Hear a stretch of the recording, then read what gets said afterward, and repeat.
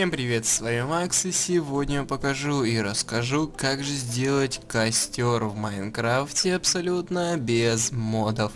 Друзья, не забудьте поставить на этот ролик лайк, также подписаться на канал и нажать на колокольчик.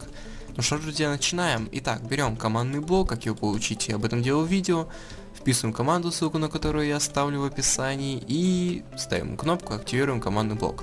У нас появляется вот такой вот костерчик, который очень даже прикольно выглядит, горит, и у него такие вот, он состоит из таких вот досточек, очень даже прикольно сделано, и его можно погасить, то есть, смотрите, мы можем взять ведро воды, погасить его, взять обычное ведро, теперь собрать всю эту водичку, и как вы видите, наш костер будет вот такой вот черненький, сгоревший костер, и также мы его сможем по одной досточке сломать.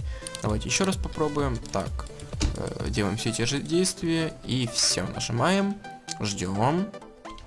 Вот он у нас появился, и теперь мы можем его просто сломать с помощью просто ударения по нему. Ударяем, ударяем, и вот так вот одна палочка остается, одна досточка, и ломаем. Все. Также под дождем он также тухнет. Ну что ж, друзья, на этом все. Подписывайтесь на канал. Сейчас справа и слева появятся мои каналы слева, и справа другие ролики. Обязательно кликайте на них, чтобы посмотреть интересные видео, и также подписаться на канал. А на этом все. Всем удачи, всем пока, ребят.